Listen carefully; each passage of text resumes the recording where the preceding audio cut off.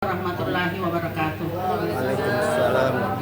Yang kita hormati dan kita banggakan bersama Bapak Pasil kita yang membimbing kita setiap hari selama pelatihan, yang kami banggakan dan kami cintai juga Bapak dan Ibu Kepala Sekolah. Syukur alhamdulillah karena pada hari ini kita masih diberi nikmat kesempatan untuk bertemu kembali di forum ini. Baiklah, laporan pengelolaan program pembelajaran mendalam, yaitu judulnya peningkatan budaya literasi melalui teknik baca SD Negeri 201 Impres Palembang. Jadi sebelum lanjut, saya mau menjelaskan dulu letak sekolah saya. Jadi sekolah saya itu berada di lokasi di Patalasang, Talasa, Kelurahan Patalasang, Kecamatan Patalasang juga di Palembang. Ya, kemudian sekarang ini siswa saya hanya kurang lebih 60 siswa. Kenapa demikian? Karena dalam lokasi itu tidak cukup satu kilo, ada 4 sekolah. Ya, jadi ada Impres Patalasang, Patalasang 2, Patalasang 3 dengan Palembang. Jadi kita berbagi siswa. Kemudian ada juga kenapa siswa saya sedikit di sana, begini, sekalipun ada dikatakan zona, tapi masih ada juga maksudnya zona itu masih kurang berlaku dengan secara efektif. Kenapa saya bilang begitu? Karena biasa orang tua siswa yang bekerja di kota bilang sekalian di sana jadi bonceng di anaknya, jadi dia sekolah di sini, jadi kita biarpun di dekat sekolah anaknya dia bawa ke Tagalar kota atau ke center, itu kendalanya di sana. Waktu saya juga baru-baru ke sana untuk mendapatkan siswa, bahkan saya sendirian keluar mencari siswa. Kemudian uang pribadi saya belikan seragam supaya, jadi saya datangi itu orang tua siswa, saya langsung, kalau saya ada anaknya yang sudah bisa masuk SD, saya langsung kasih seragam supaya ada siswa. Iya, saya dapat siswa. Begitulah perjuangan saya waktu di sana, selama saya di sana. Tapi alhamdulillah karena pada tahun ini saya dapat siswa 15 orang. Kenapa? Karena Tagalar kota dengan center sudah dibatasi, siswa yang diambil hanya satu kelas. Jadi alhamdulillah kita juga dapat siswa. Iya, talas satu sedikit. Begitu nih tahun-tahun sebelumnya, Pak. Saya tidak dapat kalau tidak seperti itu. Baiklah. Jadi saya ulangi kembali, judulnya peningkatan budaya literasi melalui klinik baca di SD Negeri 201 Impres Palembang. Kemudian klinik baca ini saya masuk, ada yang melatar belakangi sehingga timbul ada ide untuk membuat klinik baca di sekolah kami. Ya. Jadi klinik baca ini dibantu sebagai upaya sekolah dalam meningkatkan kemampuan literasi siswa. Yang kedua, program ini menjawab tantangan rendahnya minat baca dan kemampuan pemahaman dalam bacaan.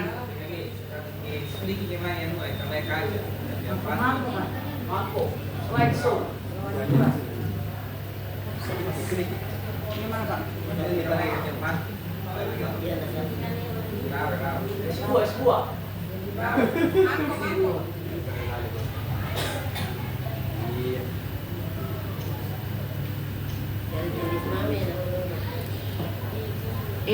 Kemudian program klinik baca ini dirancang sebagai wadah pembinaan literasi yang tidak hanya berfokus pada peningkatan kemampuan membaca, tetapi juga membangun kebiasaan membaca yang menyenangkan dan bermakna. Kemudian klinik baca ini menjadi salah satu bentuk nyata kepemimpinan kepala sekolah dalam mengelola pembelajaran mendalam dengan melibatkan guru, siswa, orang tua, serta pemangku kepentingan lainnya secara aktif. Kemudian tujuan kami di sekolah dengan adanya klinik baca ini yaitu satu, meningkatkan minat dan motivasi membaca siswa melalui kegiatan literasi yang menarik, struktur dan berkelanjutan dalam lingkungan sekolah. Yang kedua, dapat menumbuhkan minat baca melalui kegiatan menarik dan menumbuhkan budaya literasi yang kuat di sekolah dengan menciptakan ruang dan waktu khusus untuk membaca yang didukung oleh seluruh warga sekolah. Yang berikutnya, memberikan pendampingan bagi siswa yang mengalami kesulitan membaca. Yang keempat, mengembangkan kemampuan siswa dasar siswa dan merefleksikan informasi dari berbagai jenis bacaan. Kemudian ada sasarannya, sasaran kegiatan. Sasaran yang utama adalah kegiatan ini adalah semua siswa dari kelas rendah sampai kelas tinggi yang mengalami kesulitan membaca. Kedua, meningkatnya minat baca siswa yang ditunjukkan melalui keterlibatan aktif dalam kegiatan klinik baca serta meningkatnya frekuensi dan durasi membaca secara mandiri. Yang terakhir, meningkatnya kemampuan literasi siswa baik dalam aspek membaca, pemahaman maupun kemampuan menyampaikan kembali isi bacaan secara lisan dan tulisan. Kemudian waktu pelaksanaan ini dilaksanakan setiap minggu di ruang perpustakaan dan beberapa kelas yang ditunjuk sebagai klinik baca. Jadi klinik baca ini bukan hanya dilaksanakan di perpustakaan, tapi bisa juga dilaksanakan di kelas masing-masing. Bentuk kegiatannya itu di dalam klinik baca ini ada namanya membaca nyaring, ada membaca bersama, klinik remedial membaca, kemudian lomba literasi mini. Literasi mini ini misalnya kita lombakan misalnya membaca puisi apa, begitu literasi mini. Kemudian proses pelaksanaannya, setiap sesi diawali dengan kegiatan pemanasan literasi, dilanjutkan pembimbingan membaca dan diakhiri dengan refleksi siswa terhadap isi bacaan. Hasil kegiatan. Jadi hasil kegiatan setelah adanya klinik baca ini yaitu pertama, siswa menunjukkan peningkatan kemampuan membaca. Yang kedua, peningkatan jumlah kunjungan ke perpustakaan. Kemudian yang ketiga, meningkatnya partisipasi orang tua dalam mendukung literasi. Ini dokumentasi. Kalau kita mengadakan mengadakan klinik baca di sekolah kami. Kemudian dampak terhadap budaya literasi. Jadi dengan adanya klinik baca ini kami berhasil menumbuhkan budaya membaca di sekolah. Kemudian siswa lebih antusias mengikuti kegiatan literasi dan lingkungan sekolah menjadi lebih gemar membaca. Refleksi dan evaluasi. Jadi guru pendamping mencatat perkembangan setiap saat dan melakukan evaluasi berkala untuk menyesuaikan metode bimbingan. Faktor pendukung dan penghambat. Pendukungnya yang utama itu adalah dukungan saya sebagai kepala sekolah dan guru sebagai pembimbing dalam klinik baca. Penghambatnya keterbatasan buku bacaan yang menarik, dan waktu kegiatan pelaksanaan. Kemudian rencana tindak lanjut kami, yang pertama adalah menambah koleksi buku bacaan anak. Kedua, mengadakan pelatihan guru tentang strategi literasi. Kemudian yang ketiga, melibatkan lebih banyak pihak dalam gerakan literasi sekolah. Kesimpulannya, kegiatan klinik baca menjadi salah satu praktik baik dalam meningkatkan budaya literasi di SD Negeri 201 Impres Palembang. Kemudian yang kedua, siswa perlu memanfaatkan kesempatan belajar ini untuk mengasah kemampuan berpikir kritis, kreatif, serta membangun semangat kolaborasi dalam menghadapi tantangan siswa. Terima kasih.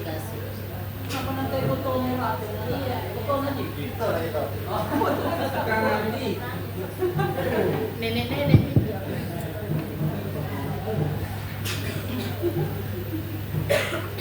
Ya, langsung.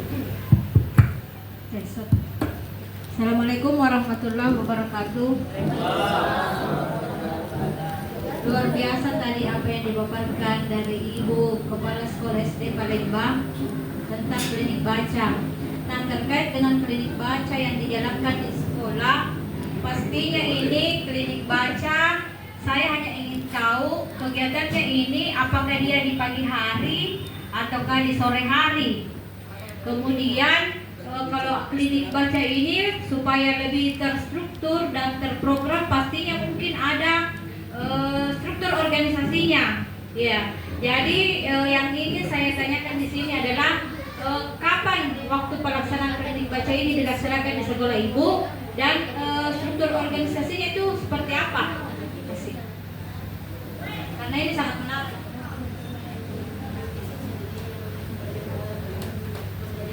Ya, baik ya, makasih atas pertanyaan Ibu. Sebenarnya klinik baca ini tidak serta-merta maksudnya kita langsung kasih nama klinik baca, tapi melalui juga analisis, melalui pemetaan dari kelas 1 sampai kelas 6, ternyata masih banyak siswa yang belum lancar membaca. Kenapa? Karena kita tahu bersama bahwa kurikulum Merdeka itu tidak ada sistem tinggal kelas, tidak ada. Jadi biar bisa pintar membaca, tidak pintar membaca naik. Yang penting, jadi itu sebenarnya itu yang menjadi apa tuh maksudnya sama sekolah, karena sekalipun kita maunya itu jangan dinaikkan kelas kalau belum bisa membaca, tapi kita juga dibatasi oleh bahwa tidak ada siswa yang bisa menggantikan kelas. Kemudian kita mengadakan rapat, kita mengadakan rapat bersama. Baru kita di situ berbincang-bincang apa yang harus kita lakukan, supaya anak-anak kita itu maksudnya bisa lancar membaca, atau bisa paling tidak sudah bisa mengenal guru. Karena ini sebenarnya inovasi kami ini bukan baru sekarang, tapi dari dulu waktunya sama COVID. Karena anak-anak itu kan belajar dari rumah. Jadi banyak setelah dibuka kembali sekolah untuk belajar di sekolah, itu banyak siswa yang tidak bisa membaca. Jadi akhirnya kita mengambil langkah untuk membuat program seperti ini. Jadi memang ada saya khusus tunjuk sebagai koordinatornya, jadi saya sebagai penanggung jawabnya. Jadi yang pustakawan itu menjadi saya kasih sebagai koordinatornya. Kemudian pelaksanaannya ini sebenarnya kapanpun bisa tapi tidak bisa juga saat proses. Kenapa saya bilang saat proses? Karena ada namanya membaca nyaring. Tapi karena membaca nyaring juga ini ada masuk di sini dalam kegiatan membaca nyaring. Di sini dalam kegiatan membaca nyaring ini, misalnya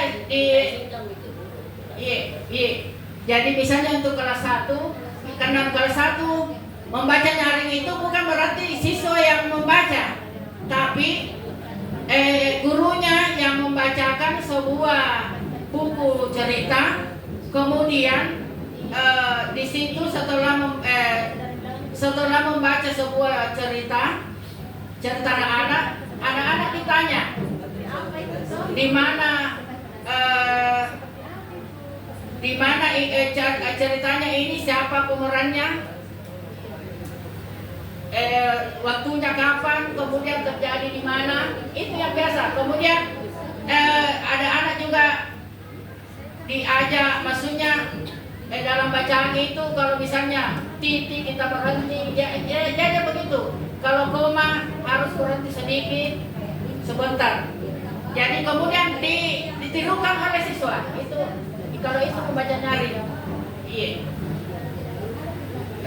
Kemudian misalnya kalau kelas rendah itu tadi, kalau kelas tinggi itu membaca pemahaman, bisa setelah diberikan buku bacaan, sebentar kita berikan kesempatan untuk bercerita biar sesuai dengan bahasa maksudnya tidak sesuai dengan bahasanya sendiri, bahasa anak-anak sendiri.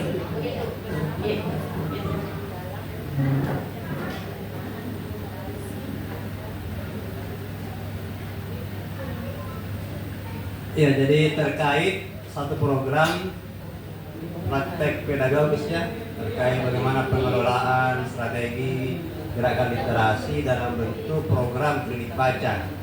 Ini menarik ini. Untuk kita kembangkan, eksplorasi dan perdalam idenya. Idenya sudah ada ide, sudah ada konsep, sudah jalan, hasil juga sudah berdampak. Ya, tinggal bagaimana kita melihat sisi ini yang ingin diperdalam lagi sebagai poin. Ada tanggapan ya?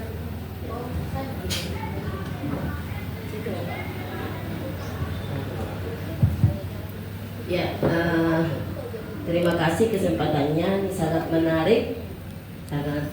Saya sangat tertarik karena kebetulan kita saling berbagi praktik baik. Saya kemarin waktu ada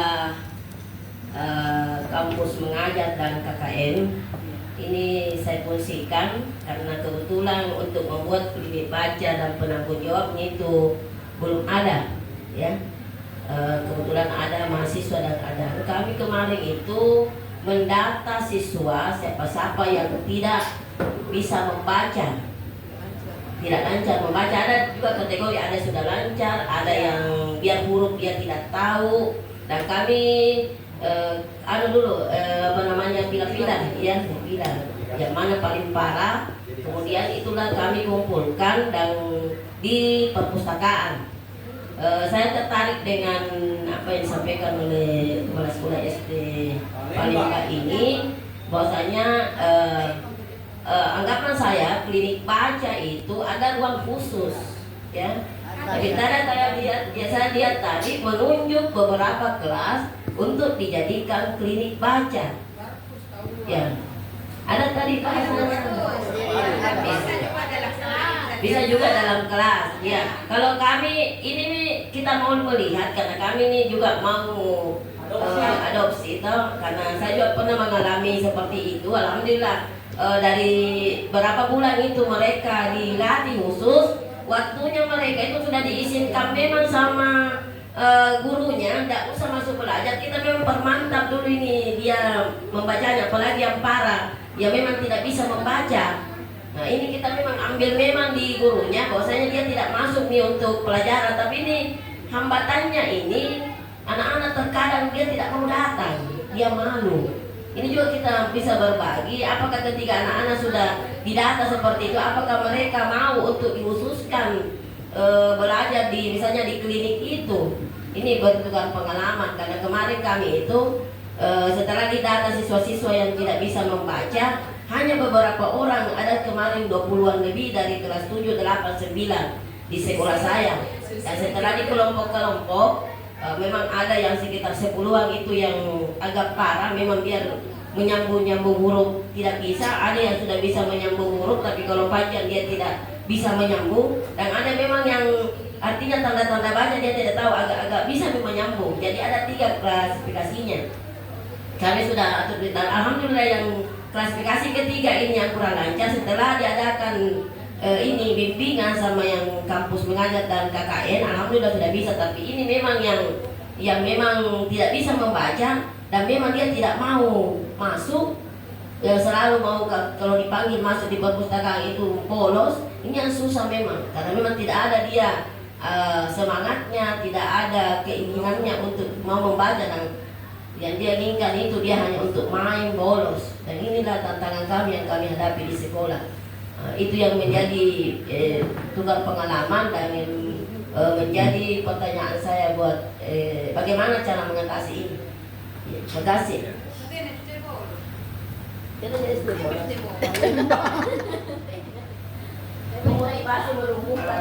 Terima kasih atas pertanyaannya, tanggapan dan pertanyaannya. Begini Bu, sebenarnya klinik baca juga, kalau klinik baca saya ini pertama saya dirikan ini memang seperti itu juga, karena setelah COVID kan anak-anak belajar di rumah, jadi banyak yang sebenarnya yang biar mengenal huruf tidak ada. Jadi pada saat itu saya juga maksudnya setelah anak-anak masuk belajar, kami juga mau mengambil memisahkan anak-anak yang sama sekali belum bisa membaca, kemudian saya suruh masuk di klinik baca. Iya, masukkan di klinik baca. Misalnya hari ini misalnya kelas 1, khusus kelas 1 dulu begitu. Iya, kemudian kelas 2 begitu sampai hari Senin sampai besok. Kemudian dalam klinik baca itu ada juga memang level-levelnya. Ada level-levelnya memang. Maksudnya ada levelnya untuk baru memperkenalkan huruf. Ada juga level 2 misalnya menyambung suku kata. Memang ada level-levelnya. Iya. Level kemudian berikutnya menyambung kata atau menyambung kalimat. Jadi memang dalam klinik baca itu ada level-level tersendiri sesuai dengan tingkatan kelasnya. Tapi kemudian saya tambahkan sedikit lagi. Tapi sekarang ini kan maksudnya untuk kelas 1 misalnya ada pelajarannya untuk membaca nyaring. Jadi kita tidak arahkan ikut klinik baca, tapi bisa dilaksanakan di kelas. Begitu.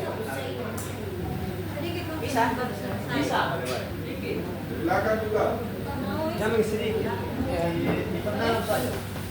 Ini baik-baik. Ya, insyaallah kalau bisa Terkait dijawab dengan tadi, ya, terkait dengan yang tadi pertanyaan dari Ibu Kepala SMP Maksud. Jadi, ya, Maksud.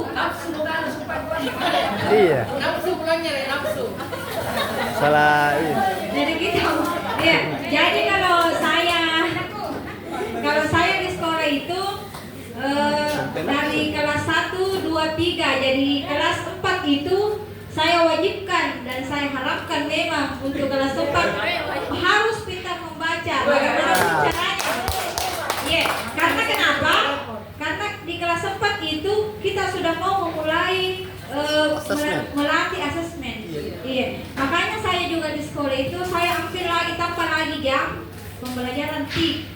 Iya, ada sampai 2 jam karena Kenapa? Ini kelas 4 sudah dilatih. Kalau tidak tahu membaca, nanti di kelas 5 kita akan kerepotan. Jadi 1, 2, 3 itu gurunya memang saya pantau setiap minggu refleksi. Jadi di kelas 1 ada memang daftarnya. Misalnya siswa ini baru mengenal huruf ini, jadi ada checklistnya yang baru mengenal huruf. Kemudian mengenal 2 suku kata, 4 suku kata, membaca belum lancar dan lancar membaca. Jadi itu terus saya pantau di kegiatan refleksi di Kombel, bagaimana peningkatannya untuk setiap minggunya. Jadi ada laporan yang kita yang di-store oleh guru sampai di mana progres membacanya siswa, dan itu terus berlanjut. Misalnya di kelas 1 ada warisannya tidak tahu membaca, berarti itu dilanjutkan di kelas 2 untuk melanjutkan. Yang jelasnya di kelas 3 itu wajib, harus, apapun bagaimanapun caranya berusaha itu di kelas 3 wajib hukumnya untuk membaca. Dengan dipetakan tadi itu, ini siswa yang sudah baru mengenal huruf, suku kata, 4 suku kata, belum lancar dan lancar, dan itu ada checklistnya. Dan memang progresnya bagus karena dalam setiap bulan itu yang dari misalnya 10, sisa 9, sisa 8, jadi kita lebih bisa mengawasi progresnya. Terima kasih. Ya. Jadi terkait praktek ini bukan hanya Pak Ustadz yang bisa sharing dari beberapa sekolah, karena temanya literasi dan strategi. Ada yang ingin berbagi? Berbagi dan sekaligus berbagi bisa jadi berbentuk pertanyaan juga. Baik, berbagi pertanyaan. Terima kasih atas kesempatan yang diberikan. Assalamualaikum warahmatullahi wabarakatuh. Saya melangkah ke depan karena pernyataannya Ibu Dewi itu tadi. Saya senang sekali dengannya. Wajib itu harus tahu baca di kelas 3, harami kalau naik kelas 4 kalau tidak bisa baca. Tempat-tempat dulu itu. Kenapa saya sangat salut? Karena pengalaman yang kami hadapi dalam setiap tahun ajaran, ada saja siswa yang masuk di SMP belum tahu membaca. Iya. Karena kan ada pernyataannya tadi Ibu pemateri, tidak ada istilah tinggal kelas. Kalau tidak ada istilah tinggal kelas, maka yang bisa saja di mana-mana SMP akan mendapatkan siswa yang tidak bisa baca. Kecuali kalau semua kepala sekolah seperti tagline ini Ibu Dewi, ya pasti kelas 4 sudah bisa membaca semua karena dia persiapkan memang asesmen. Saya hampir setiap tahun ajaran ada saja siswa SD yang masuk tidak tahu membaca. Iya. Nah, sekaitan dengan ini saya tertarik dengan apa yang disampaikan mengenai klinik. Ya, klinik baca yang digagas oleh SD Palembang ini, saya ingin menggali sedikit lebih dalam karena itu tadi. Jadi untuk klinik itu kan biasanya identik dengan mengobati orang sakit. Ada diagnosa. Ya, diagnosa. Setelah diagnosa masuk klinik. Tentu ini tantangannya ini luar biasa ini kalau sudah masuk klinik. Yang pertama, secara kejiwaan itu anak-anak perlu diperhatikan baik-baik. Jangan sampai sudah diagnosa harus masuk klinik, ternyata bukan masuk klinik, tidak pernah lagi masuk sekolah. Karena ada tekanan-tekanan yang bisa saja menjadi bumerang bagi anaknya sendiri, dibully sama teman-teman ini, pakai klinik, apalagi saya baca dong, dan seterusnya. Akhirnya tidak muncul nih. Iya. Jadi mungkin bisa dibagi bukan hanya pemateri, teman-teman yang lain bagaimana bisa berbagi menangani siswa-siswa memang yang tidak tahu membaca, bukan hanya di SD. Itu saya sampaikan tadi di sekolah kami pun itu banyak setiap tahun, bukan 1-2 orang, bisa sampai 5 orang setiap kelas ada saya tidak bisa. Jadi bukan kami bilang kenapa itu SD lulus kami dapat apalagi sama. Bukan. Tapi tidak mau diterima mendaftar karena ijazahnya besar sekali. Walau kenapa sekolah kami itu kan butuh siswa, jangankan siswa yang masuk, kambing pun mendaftar kami terima karena belum cukup. Jadi ketika ada bahwa bersyarat ada ijazahnya pasti kami terima, walaupun kerja keras ketika dia masuk di dalam. Nah itu nih tadi karena saya mau adopsi kliniknya, mudah-mudahan bisa berbagi seperti apa itu desainnya supaya ada yang bisa memang caranya cepat mengatasi itu. Ada yang disuntik apakah suntikannya supaya suntik mati kan sehingga bisa itu progresnya lebih cepat. Itu ada itu menghadapi kan teman-teman SD itu kan pasti tahu di strategi ini itu bagaimana membaca menulis dengan cepat dengan dia kan tahu ya itu sekian. Kita sesi berbagi dulu. Ya ini kan Stefan Pak ya, berarti sekolah penyangga dari SMP 1. Ada testimoni.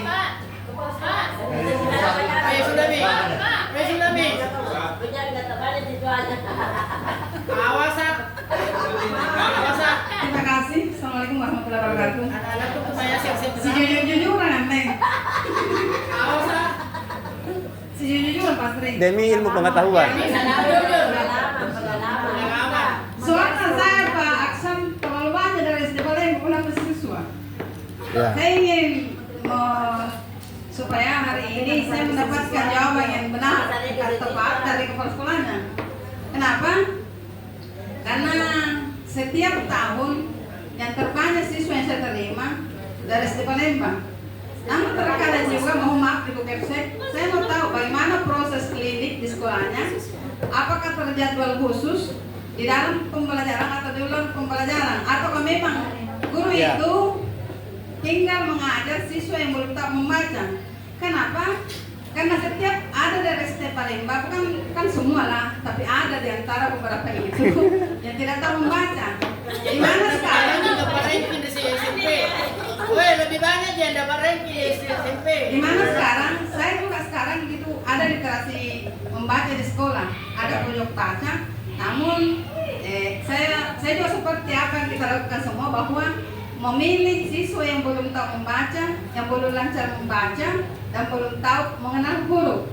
Itu semua kita klinikkan juga seperti itu yang lakukan. Jadi kami di SMP sebetulnya sudah bebas untuk siswa yang tidak tahu membaca, tapi karena karena drop dari SD Ibu, sehingga kami kembali mengajar di SD.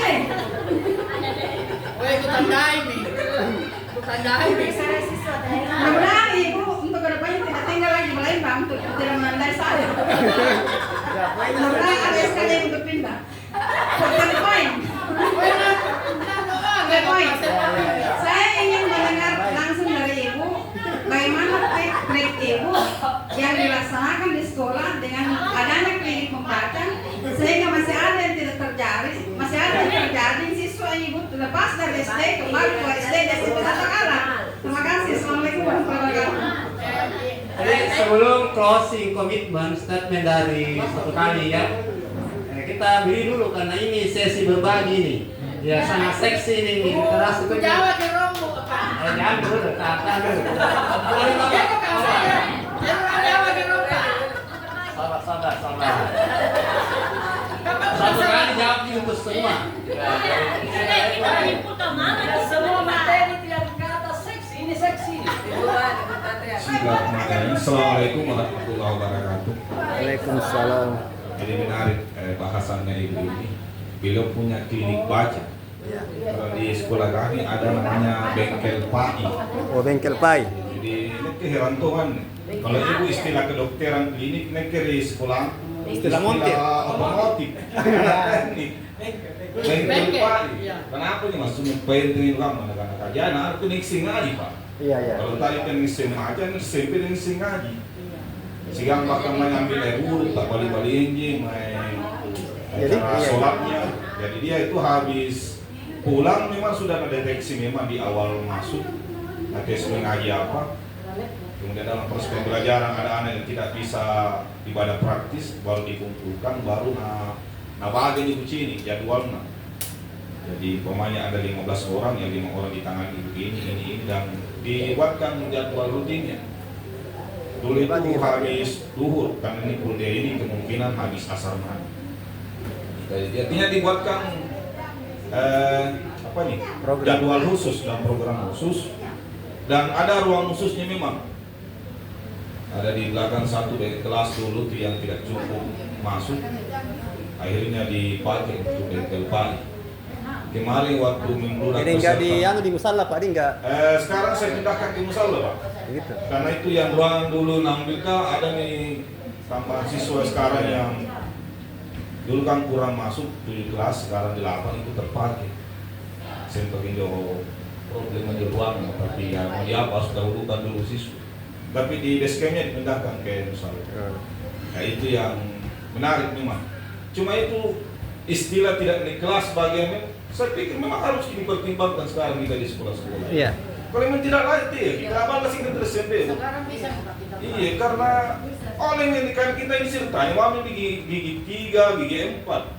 Masa nggak motor gigi 1 juga kali itu waktu jadi. Iya. Terus terang saya gimana sesuatu yang saya tidak kasih naik kelas karena itu pun hasil apa? Saya tidak sampai ke sejauh itu. Malah segi batu, secara intelektualitas juga. Apa sikit-sikit si tunggu si ada. Jadi kan, ada orang.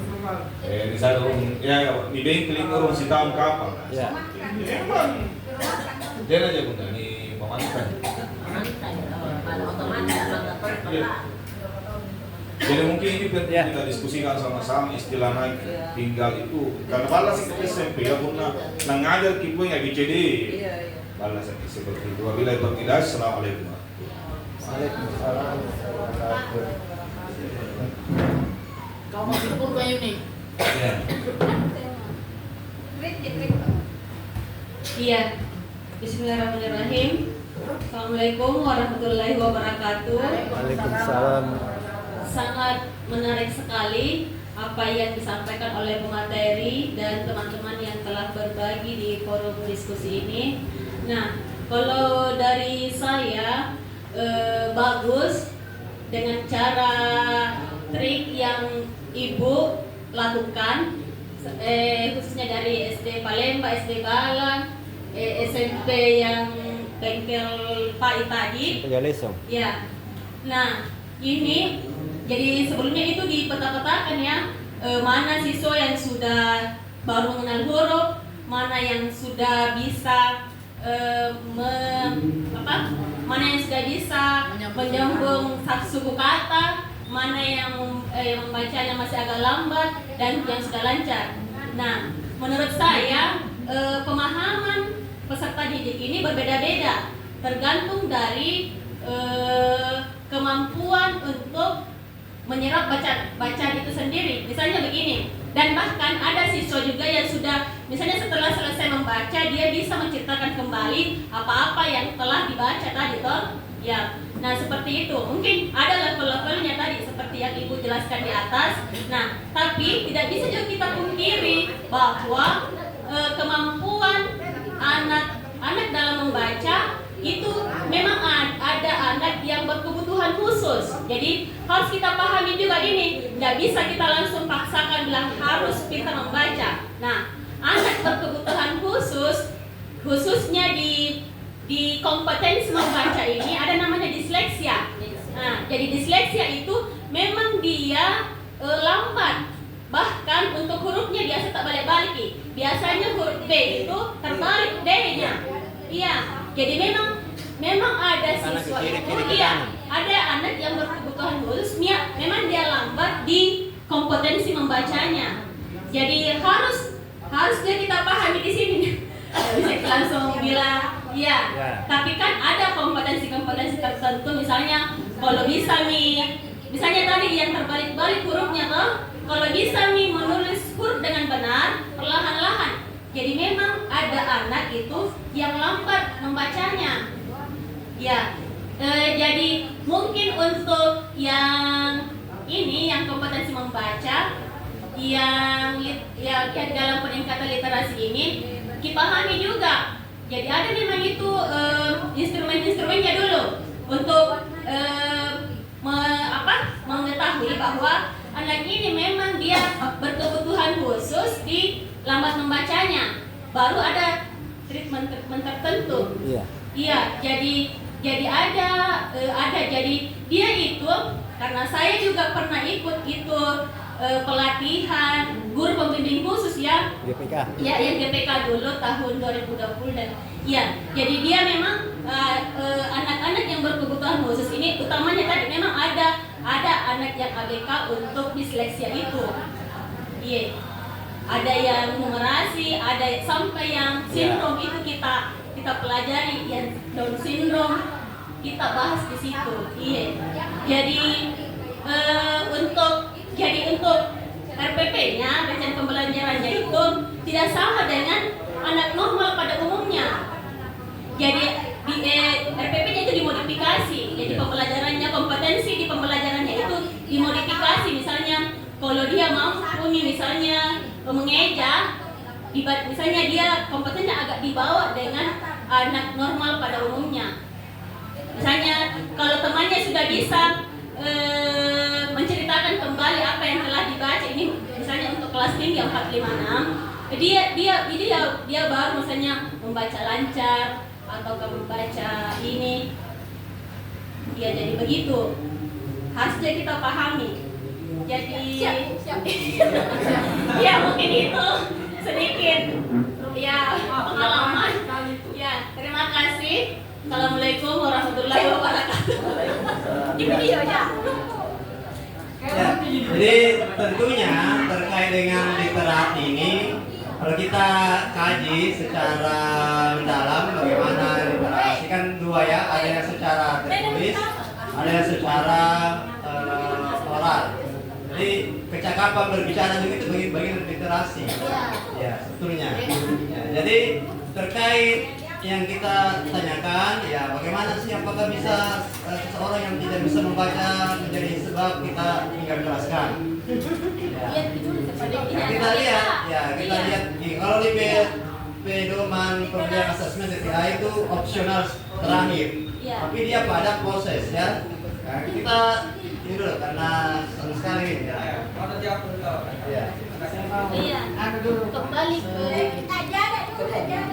Tidak tadi mengenai Bu Dewi, insya Allah terima kasih atas masukannya.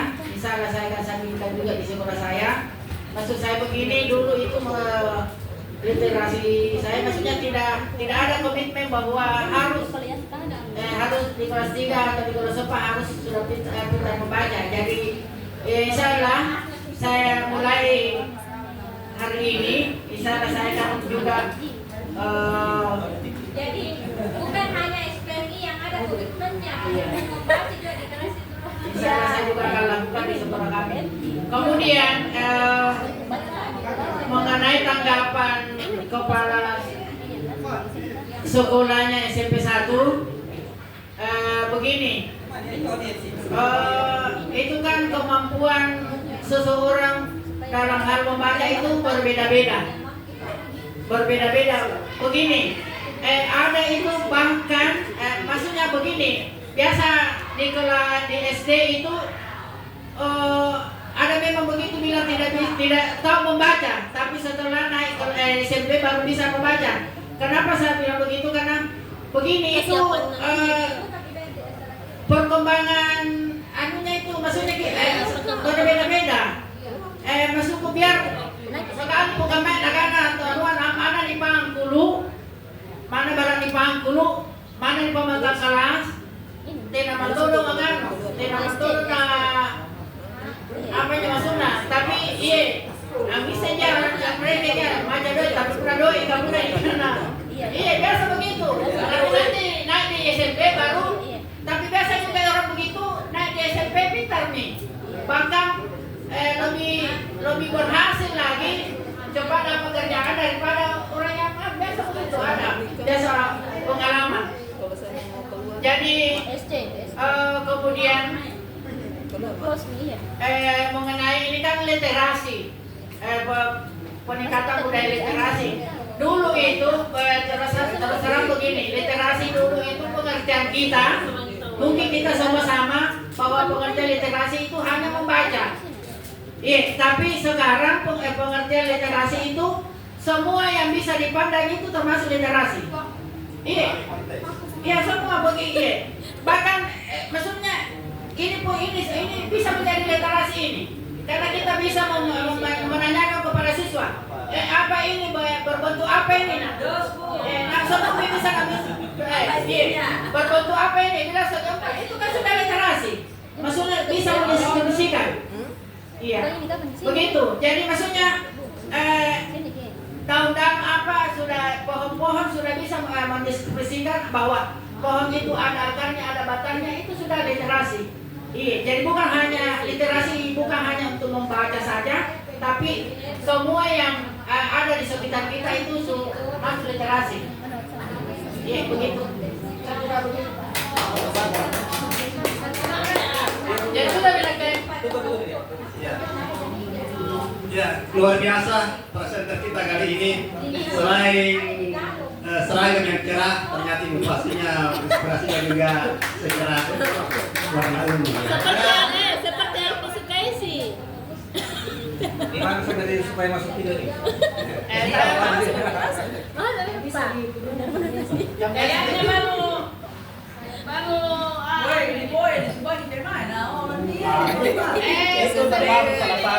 Tidak lagi-lagi dan tentang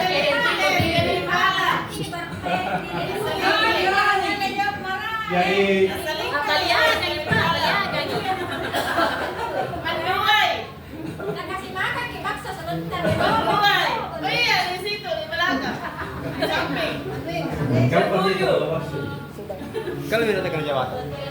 Oke, mohon maaf kemarin hari Jumat Saya selingkuh. saya terpaksa tinggal karena ada kegiatannya BBBP yang melibatkan Kopapten Belajar ID terkait bimtek pemanfaatan PID papan interaktif digital. Jadi PID bahasa Indonesia itu PID, kalau bahasa Inggrisnya IFP, interaktif panel. Bahasa Indonesianya PID, papan interaktif digital. Iya. Itu isinya dari BBT itu satu titik. Jadi setelah verifikasi ya, kemana saya hari Jumat, saya ada di Jakarta. Karena ada juga tugas negara yang mendesak. Saya mau tawarkan ke Ibu Uni itu yang ikut inteknya di Jakarta. Nah, tapi Bu Uni juga peserta di sini. Nah, jadi saya bilang kaptenku kita bukan bisa jadi mungkin sambil ternyata saya bayangkan bisa lari-lari di sana ke sini lagi ke sana lagi, tapi ternyata tidak. Bisa lari. Ini kan karena Ibu Enda lagi bagi materi skate langsung dibuat karena ikat teman itu pasang. Nah, itu namanya dari benar. Iya. Baik, terkait tadi literasi itu menarik. Nah, saya mau jadi sedikit pengalaman di sekolah. Sekitar 5 tahun yang lalu itu ada anak 2 orang masuk ke sekolah tidak bisa baca.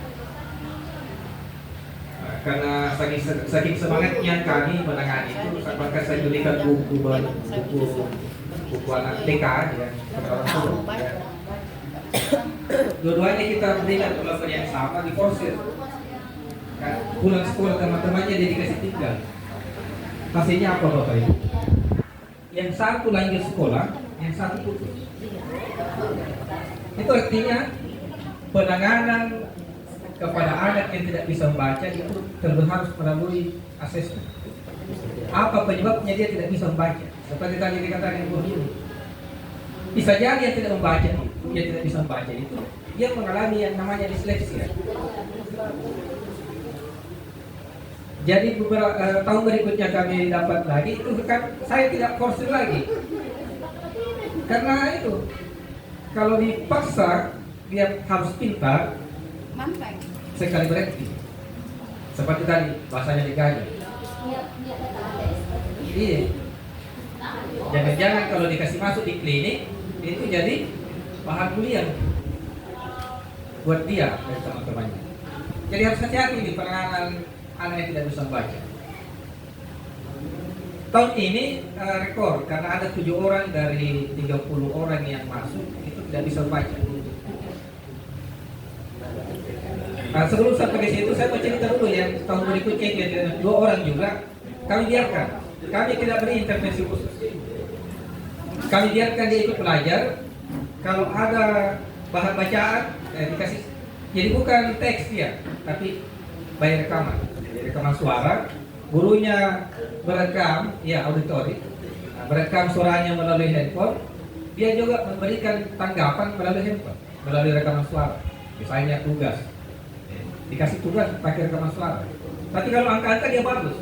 Jadi kalau matematika itu dia lebih bagus, ikut belajar biasa. Nah itu, jadi alhamdulillah dengan tidak memberikan dia intervensi khusus, dia lanjut terus sampai akhirnya dia pintar sendiri membaca.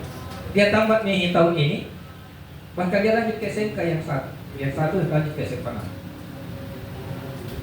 Jadi itu, hati-hati memberikan perlakuan ekstra kepada anak yang tidak bisa membaca. Karena itu tadi bahayanya. Andaikan kita di Takalar ini sudah ada yang namanya ULD, Unit Layanan Disabilitas, nah itu tugasnya mereka itu melakukan asesmen kepada anak yang suspek ABK. Itu yang tidak bisa baca itu sebetulnya sudah suspek, dicurigai ABK, tapi tidak bisa diponis bahwa ini ABK harus melalui asesmen dulu seperti tadi penjelasannya Ibu Ayuni. Nah, harus di asesmen dulu oleh ahlinya, oleh psikolog, baru dia bisa diputuskan apakah benar dia disleksia atau tidak bisanya membaca itu hanya karena kurang latihan. Kalau tidak bisanya membaca itu hanya karena kurang latihan, nah itulah yang perlu dikasih masuk di klinik membaca. Tapi kalau karena disleksia itu tidak bisa, mau dikasih masuk di klinik 10 tahun tidak akan bisa. Harus dia bisa sendiri, tidak bisa terlalu diintervensi begitu. Karena akibatnya tadi yang saya pernah alami, dia sekali berhenti dan dia malu. Kalau saya ketemu di jalan dia nunduk. Kan waktu itu saya bisa makun kilai paling siapa aja, dan kita terjun langsung mengajar dia. Nah, ternyata itu jadi perlukan baik itu baik, tapi harus benar caranya. Kalau tidak benar itu akibatnya. Jadi kita baik mau membantu dia cepat pintar, tapi mungkin karena perlukan kami yang tidak tepat. Nah itu kenapa? Karena kami tidak punya ilmunya waktu itu. Nanti setelah ikut di program sekolah penggerak, Ibu Dua itu yang menyampaikan, hati-hati Pak Hasan, karena anak yang tidak bisa membaca itu boleh jadi dia disleksia. Waktu itu beliau menawarkan kerjasama dengan kampusnya, ya masih ingat mungkin, untuk mengatasi anak itu atau memberikan pendampingan. Tapi karena jarak sekolah kami yang terlalu jauh dari kampus, ya, sehingga tidak jadi. Tahun ini sebetulnya kami ditawari oleh SLB karena kami sedang SLB. Saya pernah sampaikan itu di rapat SPDS. Tapi nakal orang itu Pak Kadis. Tidur nakal orang aja. Nakal Pak Kadis kaya lah dulu kan dia aja. Iya. Masa tidak dia aja. Tapi itu nah pengajar kamu juga pengen ya. Kalau kita salah memberikan penanganan, akibatnya fatal. Iya. Tak kalau mantai. Kalau kita memberikan perlakuan tidak didasari ilmu, nah itu hasilnya. Tak kira dia sekolah, pun nanti mau sekolah, tak kira dia mau apa? Kunjungan rumah BK. Iya. Lagi kunjungan rumah BK. Kunjungan rumah itu tidak, ya. Mencatat semua KTP.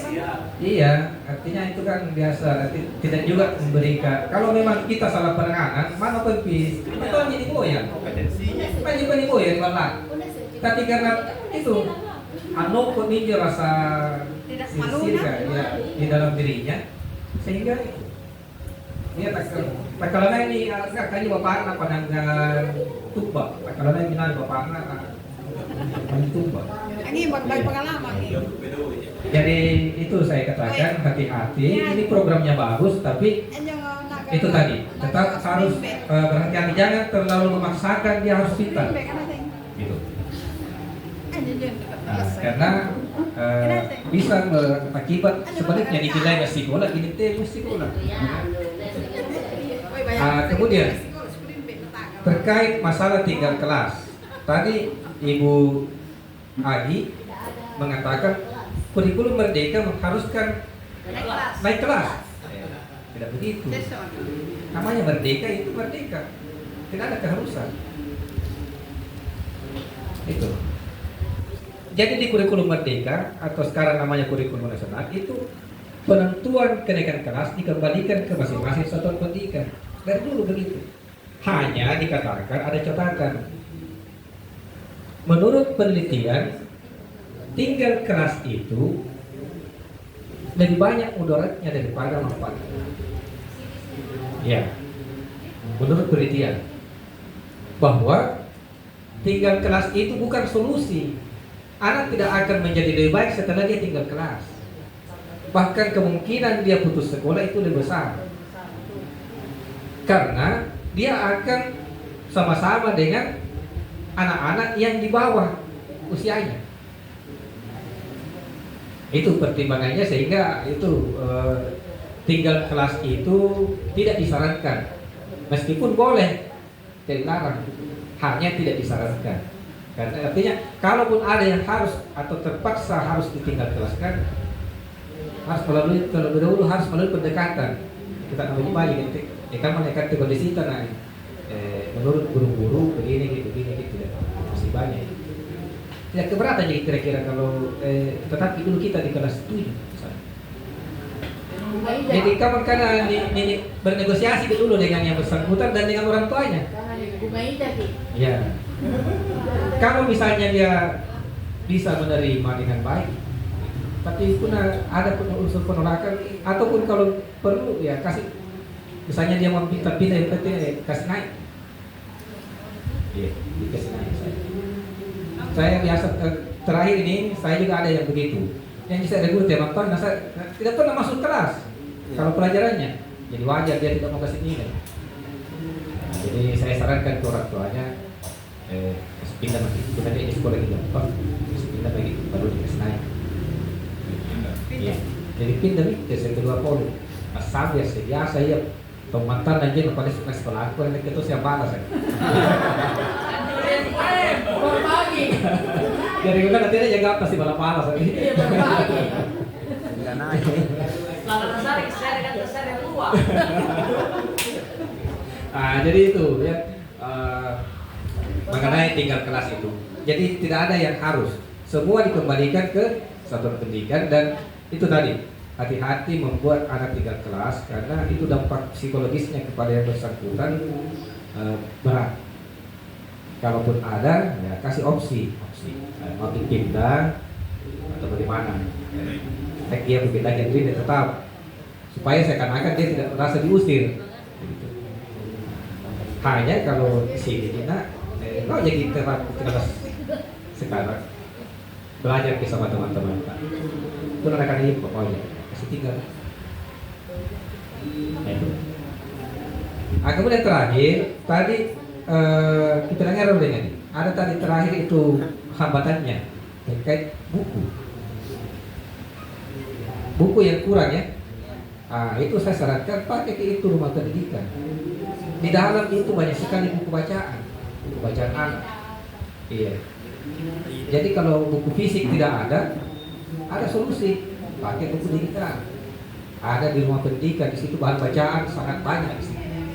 Mulai dari bahan bacaan anak usia PAUD sampai SMA ada semua. Buku cerita anak ya ada banyak sih yang tampilannya bagus.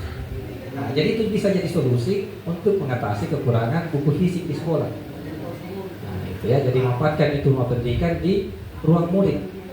Ya, bisa jadi buka, coba buka dulu rumah pendidikan. Supaya langsung ini saya kasih coaching klinik kalau ya.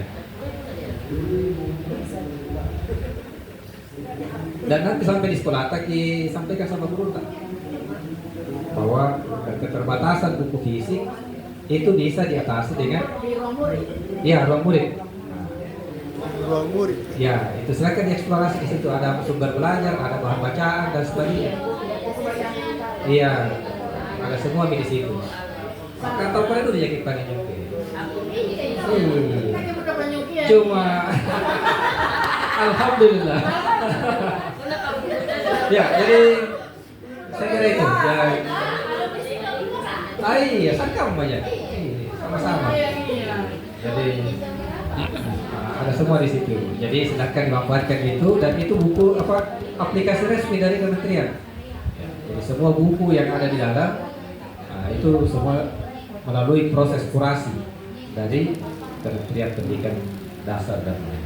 Ya, saya kira itu yang bisa saya tanggapi terkait apa yang sudah disampaikan atau dipresentasikan tadi oleh Ibu Tatiana.